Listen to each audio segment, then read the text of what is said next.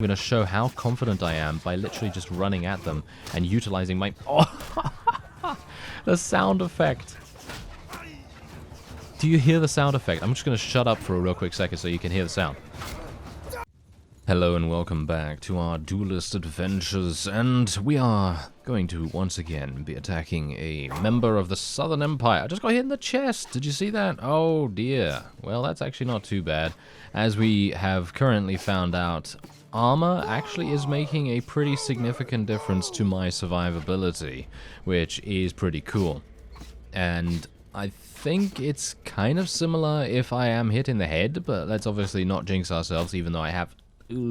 Yes, even though I have just jinxed myself just by saying that. So let me let me try and get some evasive maneuvers up and running here a little bit. Come on, guys. Are you serious?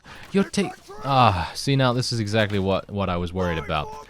These guys are in shield wall formation, and as you can see, this particular fellow is literally just walking. Did you see that? He was literally just walking because he was way ahead of everyone else, and that was making him move slower once put into shield wall because they all needed to be together, if you know what I mean. So it kind of makes sense in that respect, but you definitely don't want them moving at a snail's pace, especially when you want them to get into battle. So yeah, whoa, that could have been my death right there. Okay, well that also could have been my death. Okay, let's be a little bit careful, shall we? Let's get my cavalry to come in from the side here, as we like to do. And as you can see, my my infantry forces are going around and just getting straight on in there. Let's try and do some damage ourselves. Nice, take out those infantrymen. Oh, very nice. Good damage as well. Get them all. Get them all. We're not afraid. We're not afraid of damage. We are not afraid of damage, so let us do this. Let us get in here and, wow, absolutely murder them. I know I've said this before, but the Feel the Hit mod is making a huge difference to the enjoyment factor that I get from combat, and it's amazing, really. I mean, I don't know how much work was required to make it feel this good, but no matter what, it's really nice. It's really, really nice. Highly recommended to download that, among other things as well. The Better Looting mod is also fantastic to improve the realism factor of the game, because let's face it, if you do take someone prisoner, it kind of stands to reason in sort of a real world situation that you're going to take all their stuff, aren't you? I mean, surely you're going to do that. Not, well, it obviously just depends on what kind of character you are. I mean, obviously real life is a bit different from a game, of course, but I'm just saying, you know, if you're in these kinds of times, then it's more than likely you're probably going to be like, oh, well, I'm going to take all your armor now and all of your goods and so on. And I mean, the AI does that to us. So I think it's just leveling the playing field a little bit. So I'm pretty happy with that. Anyway, let's see here what we can do. All these guys are needing to be leveled up a little bit, and we are going to hopefully... there we go. Yeah, we got more of those Imperials. Unfortunately, I am going to be taking quite a few Imperials prisoner, and then as a result, we're probably going to be attempting to recruit those as much as we possibly can.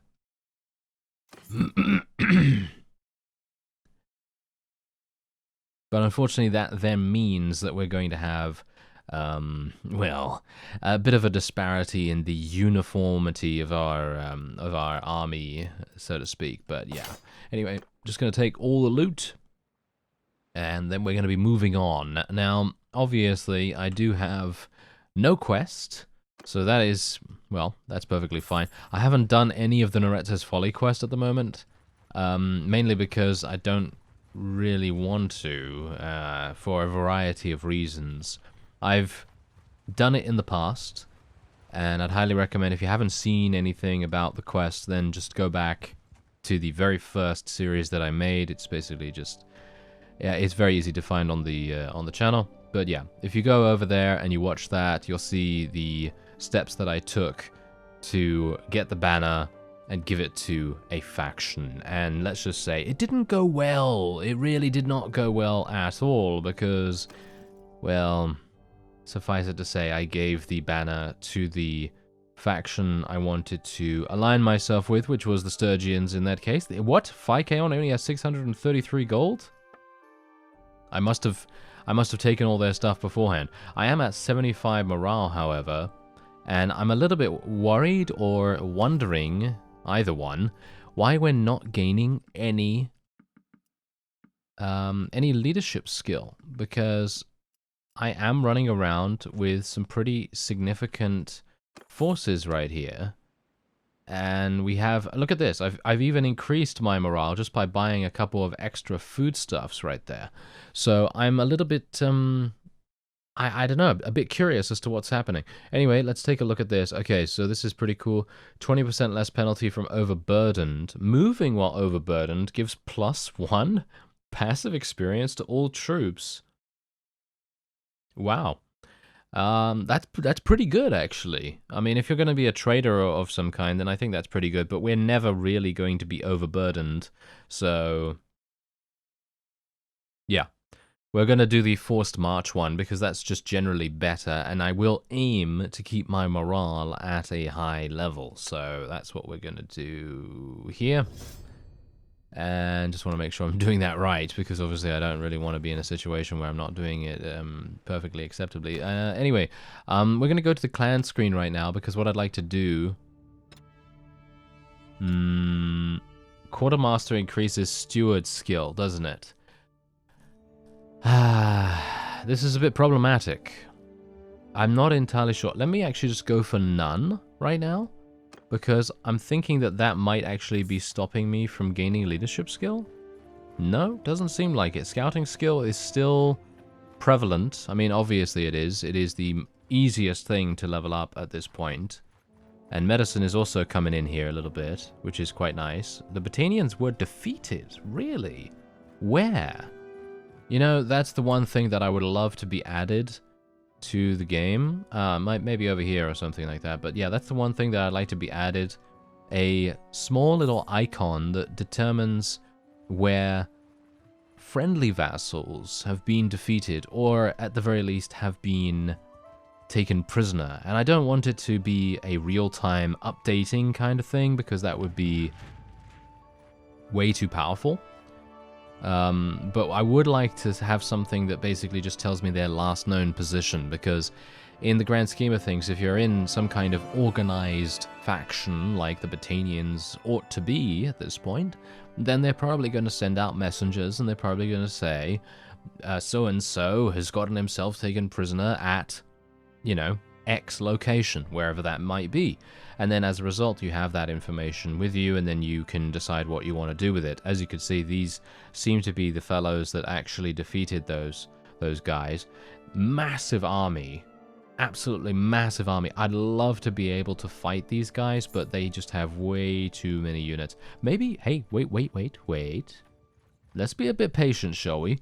Let's be a bit patient. Seems like our caravan was also captured, which is fantastic. Love it. Very good. Yeah, that's really, really good. Okay, oh, it seems like another batch has also been defeated. Apparently over here. I personally feel like the Botanians might be overextending themselves at this point, because as you can no doubt tell, they've expanded into Vlandian territory. Obviously, they're not at war against the Vlandians right now, but they did take Sargot, so that's obviously a pretty big capture for them. And they also expanded down here to this castle and this one, and then they went over to Lagater and this castle, and then Rote as well. So it is pretty impressive that they were able to do that. But then they went a little bit, you know, a little bit, oh. They went a little bit too far. Well, seems like they made peace. But we're still at war against the Western Empire, so I suppose that's pretty good. Alright. I was actually hoping that I'd be able to prey upon that army once it started to hemorrhage units, because it was already starting to do that, and I thought to myself, oh, that seems like a pretty fantastic thing to do, you know, a nice opportunity for us. But unfortunately, they decided to make peace at the most inopportune moment for us at all. So I guess, well, never mind. Can't really do much about it. Anyway, we're just going to continue to get these guys to join us, because let's face it, Imperial units are pretty good, and well, that's the thing. I do want to continue using primarily Azariah units, but they are quite difficult to get for me at the moment because we are much further north than I would like to be if I wanted to continue doing that. And obviously the Azariah, as we know, are mostly at peace with people. I don't think they have declared war on anyone. I don't think I've seen that. So we're going to try and do battle with this guy because, as you could no doubt tell from his composition, I don't know whether you noticed, but his composition is, well, I think lackluster would be an understatement at this point, but he has 83, and 55 of those are recruits. Yes. So this is going to be a very, very nice, swift stomping of the enemy. Thank you. And we'll see if we can try to level up a couple more of our units. Oh, just got shot in the shoulder and in the abdomen as well, but as you can see, I'm taking literally no damage. I am playing with the exact same damage modifiers, by the way, that I started with, and that is, of course, on normal, which is the maximum setting you can play with. I wonder whether the developers will actually add in like a hard mode or something like that, where you take extra damage. Please don't. Please don't. That would be my absolute death warrant right there. Every single time. But yeah, I think this armor is really making a huge difference to our survivability. But I'm basically just going to allow my archers to have a good old fun time. Let's tell them to go into loose formation, because that is going to improve their efficiency by a pretty significant amount. Because usually, if they stay in the line, they're going to be blocking each other somewhat. Sometimes, at least.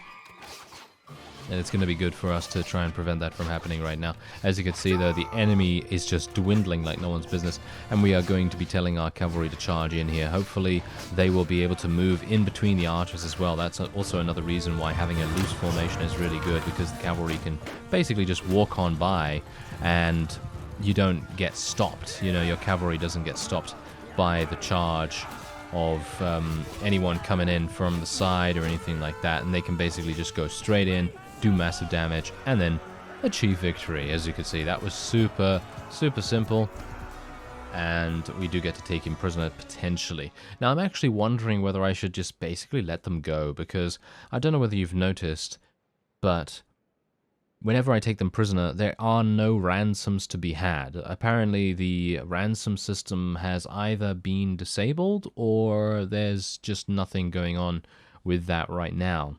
I think it is not fully implemented just yet, because obviously the game is still in early access, so there's a number of systems that are still in flux when it comes to their development stages. So I'm actually going to let this guy go, because he's not very powerful anyway, so even if I do let him go, it's going to be pretty likely that I'll be able to capture him again. Obviously, that really very much depends on a variety of factors, like if he has anyone helping him, of course. But for the most part, I think we should have a pretty easy time. Anyway, there we go. Let's see. Anything here? Ooh, got some gauntlets. These gauntlets any good? Yep, they're much better for our brother. Thank you. There we go. Perfect. And we do have some blunt weapons here as well, by the way. So I'm thinking we're probably going to be equipping some stuff, because someone actually recommended that maybe we have different swords as well.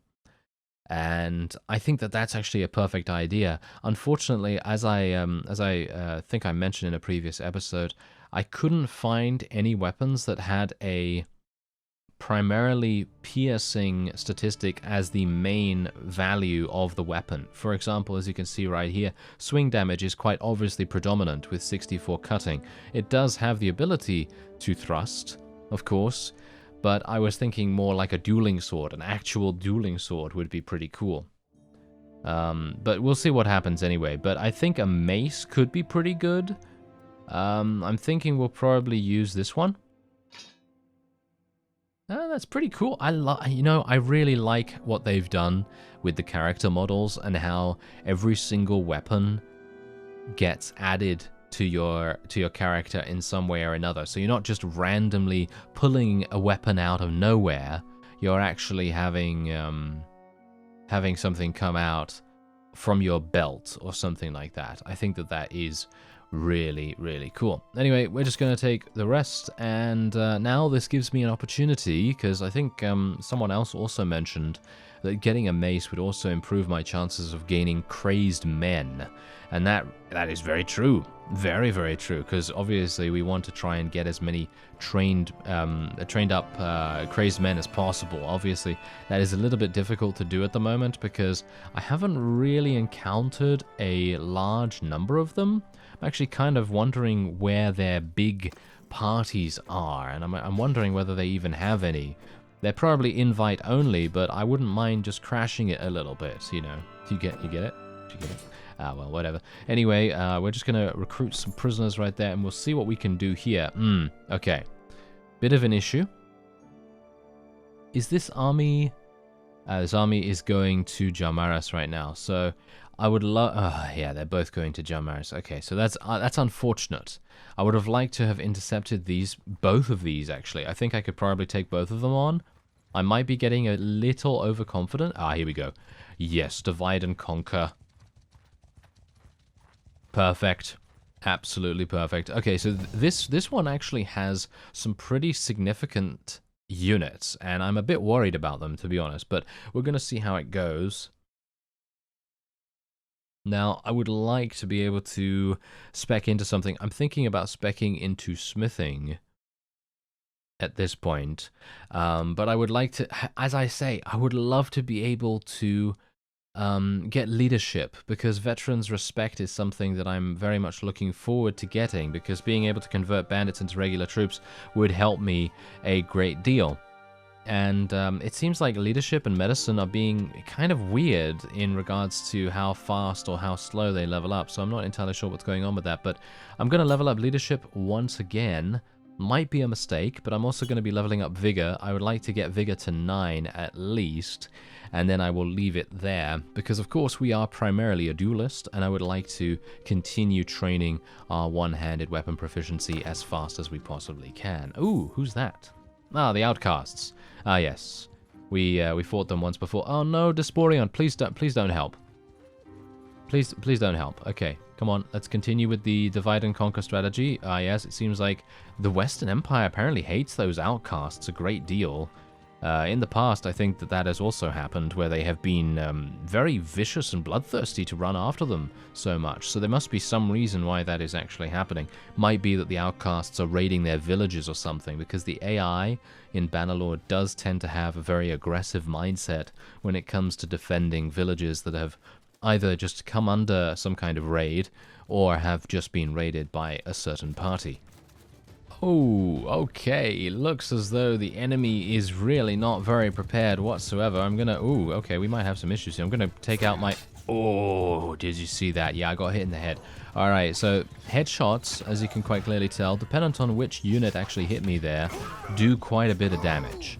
So we still need to be a bit cautious about archers in general. I mean, obviously, I'm always cautious when it comes to fighting against primarily archers, and bear in mind that we are indeed fighting against a fellow that has pretty decent units, yeah, as a whole. You know, they are pretty good. So we're just going to place my archers here, going to place my infantry out the front. Got to be a bit careful. I'm going to run from side to side pretty much. You might think that I'm just running around like a headless chicken here, but I'm actually just running from side to side to try and prevent myself from getting targeted by the archers while our cavalry charges in here. Maybe we can do some damage. Oh, oh, the damage that I'm able to do is so incredibly minuscule. Okay, you know what I'm gonna do? Oh, charge infantry, go, go, go. Okay, yeah, we need them to charge. There we go. Such little damage from the cutting weapon. I'm gonna bring out my mace. Let's see if we can test this out. Oh, now that's what I'm talking about. Oh yes, that is indeed what I am talking about. Thank you very much. Yeah. Oh, 72 damage against these heavily armored units. And, oh yeah, I think I've just found my new weapon. I know it's a little bit, yeah, maybe not thematic to use a club, or, you know, slash mace, but I think in general it makes our character so much more effective against certain armor types. And I think, especially if we're considering ourselves a duelist of some kind, more than likely a duelist is going to have all kinds of different weapons to utilize them at certain points in a battle. So if you're up against someone with full plate armor, for example, which is never really going to happen in Bannerlord because of the time period that it is indeed set, there's really not that many people, if any, with plate armor on.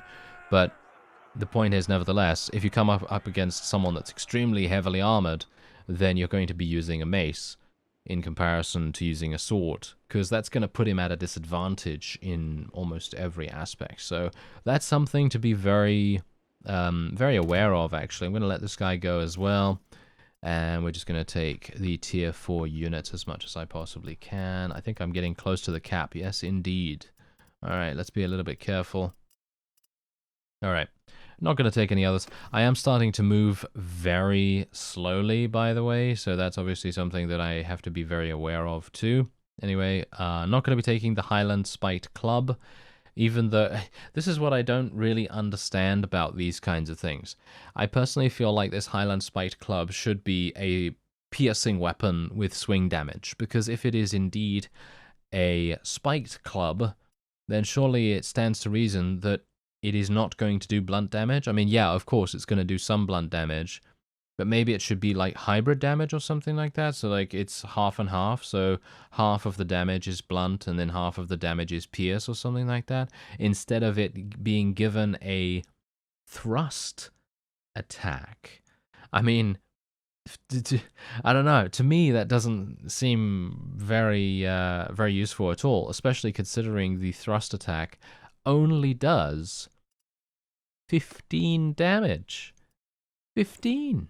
I mean, what are you going to be able to do with that? Probably not much, right? I mean, am I thinking clearly about this? Yeah, maybe.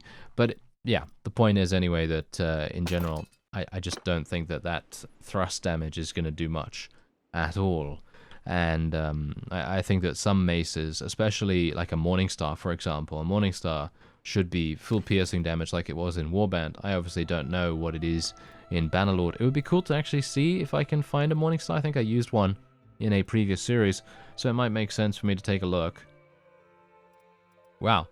The most expensive mace here, and I don't think it's that good. I mean, it has more length and more swing damage, but the swing speed is so dramatically less, as well as the handling, that I kind of don't want to use that, if at all possible. But it's interesting to see some of these things. It really is definitely interesting to see. Okay, so let's move on. I'm going to sell all of this stuff. Don't really want any of it. Thank you very much. And then we are going to be selling everything else. Okay. And there we go. All right, so we're leaving them with about 4,000. I am going to purchase a little bit more food. I've got to just make a brief look over what we already have. Look at this. I've got 81. Nice. 81 party morale. That's really, really good. I will try to buy some dates by the looks of things. Oh, wow. There's really not many dates. I need to go down to Azurai territory, in my opinion. That's going to make all the difference, I think, in getting me some additional dates. Let's get some grapes. There we go. Alright, so do we have a task here? Yeah, can't sell their products. Fencing stolen goods. Yeah, not a big fan of those ones. Alright, so let's take a look at our party here. And you can see that these guys right here are waiting. They're just waiting to level up. And it would be wonderful if we could get Veterans Respect. Do I have any... Wait a minute. Do I have any war horses? It might very well be that the only reason why I'm not able to upgrade those ones particularly is because I don't have any war horses. But I think we can change that pretty quickly if we just go down to Azurai territory. But these guys are bandits, aren't they? Aren't these guys bandit? No, I think these are the noble units of the Azurai. So it would make sense if I just got a war horse. Let's actually just test it out real quick. Oh. Right. Yes. They don't have any war horses, but I think I do. Yes, indeed. Indeed. I do have 2 war horses, as you can see, in the form of these Imperial Chargers, and it is still not giving me the opportunity to level it up, which is a bit weird, in my opinion. Don't know why you'd need Veterans Respect to level up a noble unit. Maybe it is counted as a bandit or something. I'm not entirely sure why that is, but oh well. Never mind. I don't particularly mind at this point because we're doing pretty well. We're tackling the vassals that we can handle. And they're all falling before us like wheat to the scythe. Oh, and hello, there's another one. I'm going to be auto-resolving against anyone that has less than 40 units or something like that, I think. Probably a good idea to do that for the most part, because it's going to give our units more experience, and it is just going to be generally quicker for us to replenish our morale as well. There's Achios. Ooh, I'd love to fight Achios. He's usually very, very rich. So if we can take him prisoner or something, that would be good. As you can see, we literally lost nothing. Look at that. We lost no one whatsoever. I'm going to let this guy go. Gaining charm skill is also kind of useful, I suppose. Hillmen, they are indeed bandits. I don't have veterans respect, so I'm not going to be taking those. But even if I can rescue them, it makes no sense for me to level them up, of course, because they can't actually level up. I can't level them up, so that's unfortunate. But Achios, I would love to speak to him if at all possible. He's actually just gone into... Oh, he's gained 12 recruits right there. He's got 60 now. I don't even know what he's got. He's got mostly recruits, so we shouldn't have to worry about him too much. And I am still moving... Oh, yeah. I am moving very fast indeed. Look at that. I have 1.03 from the horses in my inventory right now, which is actually fantastic. So I'm happy about that. Anyway, let's do this. We're going to just go in manually against him. As I said, anyone with 40 plus or 50 plus, we're just going to be going in manually against them. And once again, we're on the balanced battlefield. Well, this is going to be actually kind of amusing, I think, because as you can see, my archers are already just giving it to them, and Achios has already perished in the fight. And these guys are they're not even employing any kind of tactic whatsoever. So you know what I'm going to do? I'm going to show how confident I am by literally just running at them and utilizing my... Oh, the sound effect. Do you hear the sound effect? I'm just going to shut up for a real quick second so you can hear the sound. Die, you bastard!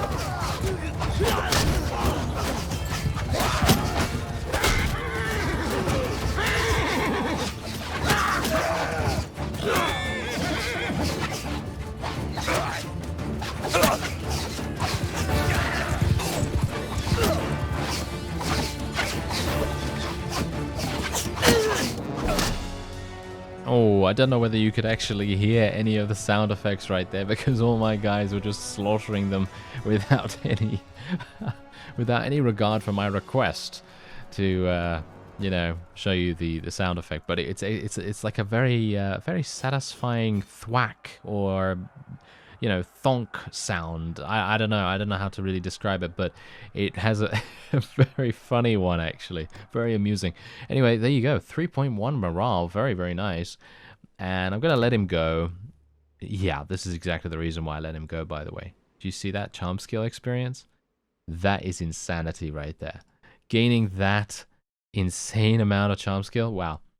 That's really, really good.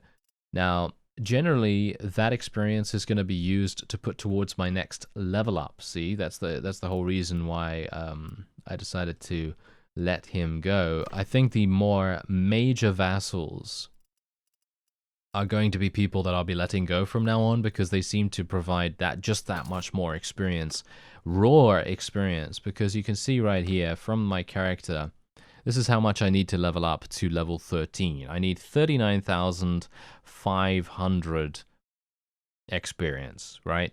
So that's the thing. You don't only need skill points any further. So, for example, if I gain 113 scouting, that's not going to level it up by just one skill point, obviously. Basically, this is all to do with experience that you gain by using those skills. So because of that trainer mod that I installed, which is basically just showing you, as you can see in the text log right here, it basically just shows you it shows your XP gain that's usually hidden. You see, that's all usually hidden. So it's really, really cool to see those values go up over time. And those are the gains that are going to be making a difference to my next level up. And that's exactly the reason why I wanted to get that mod installed, because it is just, in my opinion, very interesting to see what gives you the most bonus and the most benefit that you can possibly gain. So it's pretty cool. Anyway, I think that's going to be it for this episode. I have way too much food, by the way. Have you noticed that? Wow. I think I have way too much food. I'm going to be heading down to Azerite territory real fast quite soon. But otherwise, I think I might go over here in the next episode and see what's happening with this army, because it's not that large. There's only 534, and I think the Western Empire is fighting back quite viciously, and it would be cool to run a little bit of interference between our armies and the opponents. Anyway, if you enjoyed the video, then please leave a like. It is greatly appreciated, and otherwise, I thank you very much for watching, and I'll see you next time.